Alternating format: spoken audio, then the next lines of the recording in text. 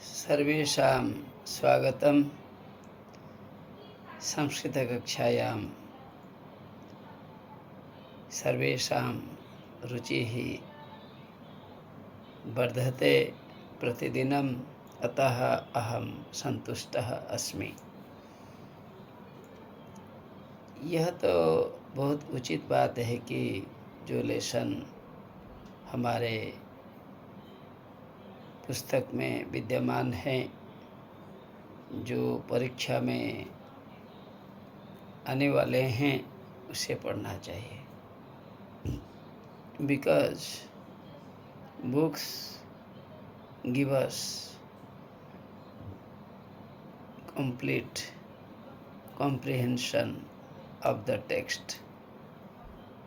यदि हम पुस्तक नहीं पढ़ेंगे तो इस पर आधारित जो प्रश्न है हम उससे जवाब नहीं दे पाएंगे। That is why going through book is very important for answering the questions। Sanskrit के माध्यम से प्रश्न आएंगे, आपको जवाब देना है, इसलिए आपको संस्कृत में अपने ज्ञान को बढ़ाना होगा। हमारा माध्यम है, हम संस्कृत के माध्यम से बोलेंगे, हिंदी भी आवश्यक पढ़ने पर कहेंगे। जब आंग्लो भाषा की आवश्यकता पड़े बच्चों को समझाने के लिए, तब भी हम बोल सकते हैं, लेकिन अधिकाधिक हम संस्कृत से बोलेंगे कक्षा में, ताकि बच्चे पढ़ पाएंगे। लेकिन हम हिंदी में बोल सकते हैं, संस्कृत में जो बोलने के साथ साथ सभी को अच्छा लगेगा। आज का विषय है क्लास 8 का सेकंड चैप्टर। क्लास 8 के जो रुचिरा बुक है, उसमें जो सेकंड चैप्टर है, बिलस्य वाणी न कदापि मे श्रुता। अर्थात बिल अर्थात मान लो कि आपने कुआं देखा होगा। कुआं में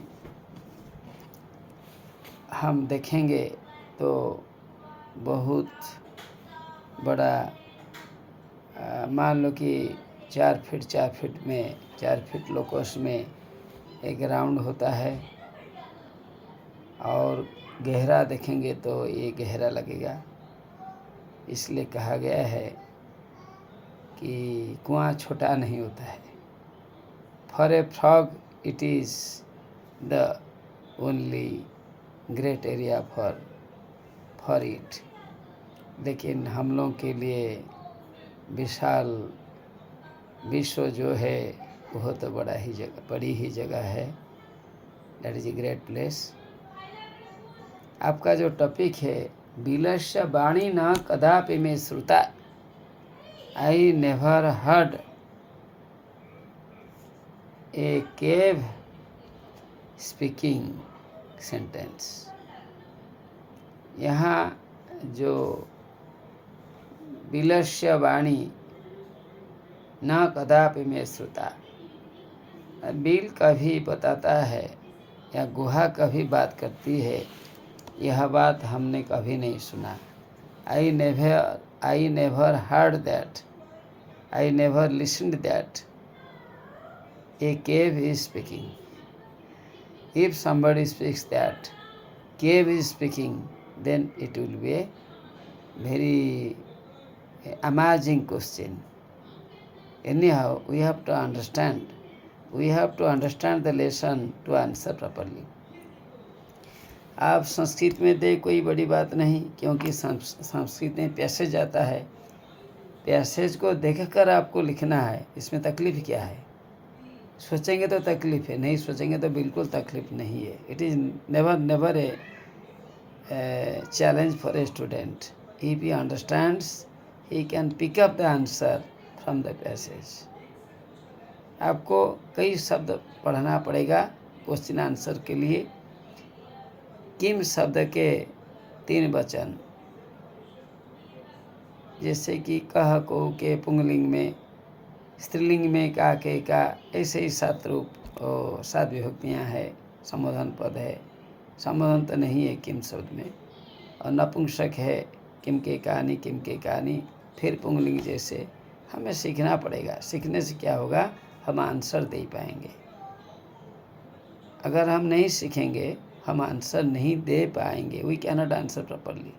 ठीक है, हम टॉपिक में आएंगे। बिलस्य वाणी न कदापि में श्रुता, I never heard that, I never listened that cave is speaking, और ए केव स्पीक्स, ये बात कौन कहता है, ये बात कौन बताता है। कह वदति, सिगालह वदति, जिसका नाम दधिपूछ है। एक शेर का नाम दधिपूछ रखा गया है, जैसे कि दही जैसा उसके पूंछ, काला सफ़ेद या ज़्यादा सफ़ेद होगा, ऐसे तो कुछ ही है, जिसके कारण रखा गया है दधिपुच्छ। हमको देखना पड़ेगा। हाँ, दधिपुच्छ है, दही जैसा पूंछ वाला है। Whose tail is looking like a cord. Cord means सफ़ेद तो ज़रूर होगा। आप कहेंगे 90% हो सकता है, आप कहेंगे 85 हो सकता है, आप कहेंगे 75 हो सकता है। क्यों हम बोलेंगे? Because no proportion is spoken here, no gradation is given. How is the tail? It is not described here. आप कुछ भी बोलेंगे, हम बोलेंगे हो सकता है, लेकिन यह सच है कि वाइटनेस ज़्यादा होगा। ज़्यादा नहीं होगा तो काम से काम नहीं चलेगा।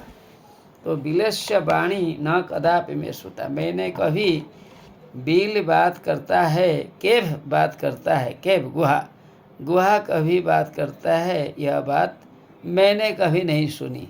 आई never heard that a cave is speaking और केव स्पीक्स, यह बात मैंने कभी नहीं सुना।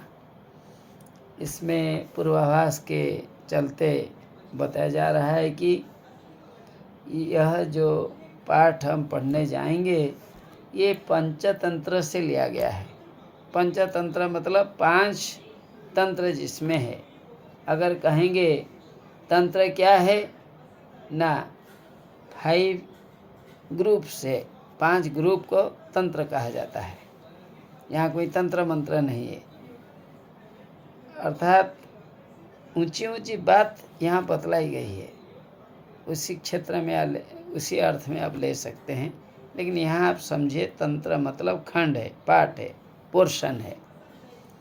तो पंचतंत्र का एक तीसरा खंड है जिसका नाम है काकोलुकीयम।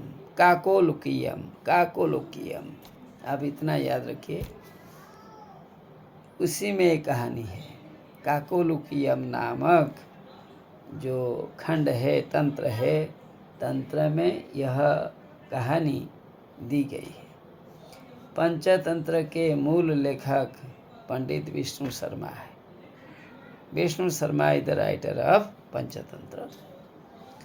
इसमें 5 खंड है, हर खंड को तंत्र कहा गया है। इसमें गद्य पद्य रूप में कथाएं दी गई है। कथाएं गद्य के रूप में दिए गए हैं प्रोज पीस में, और पद्य के रूप में पोएट्री में बतलाया गया है। आपने पढ़ा होगा, फर्स्ट चैप्टर पद्य है, सेकंड चैप्टर पढ़ रहे हैं गद्य है। लेकिन गद्य मतलब नहीं है कि श्लोक नहीं दिया जाएगा, नैतिक शिक्षा तो यहाँ दी जाती है, यू हैव टू अंडरस्टैंड। तो मुख्यतः यहाँ जो पात्र है, जो रोल प्ले करते हैं, जिनके बारे में बतलाया गया है, ये सब चिड़ियाँ होती हैं, पशुएं होते हैं, चिड़ियाँ होती हैं। क्योंकि छोटे बच्चे आमने सामने जिन्हें देखते हैं, इन पर कुछ बात हो जाए तो उन्हें बहुत उनका अटैचमेंट होता है। We like the examples to learn, we learn lot of things through examples. तो एग्जाम्पल्स आर वेरी इम्पोर्टेंट। जैसे कि किसने बाघ नहीं देखा है, आपने कोई भी कहेगा अरे आप बिल्ली को देखो ना, बाघ नहीं देखा है तो बिल्ली को देखो। बिल्ली जैसी है बाघ उसी प्रकार है, कह सकते हैं। ठीक है, इस प्रकार ये स्टोरी है। बिलस्य वाणी न कदापि मे श्रुता, I never heard that a cave speaks. कहाँ से किताब ली गई है? पंचतंत्र से। कौन इसके लेखक है?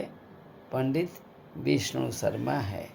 इतनी बात आपको याद रखनी होगी।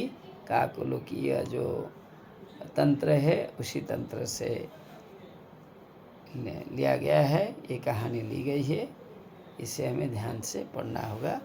हम फिर नेक्स्ट क्लास में इसे पढ़ेंगे।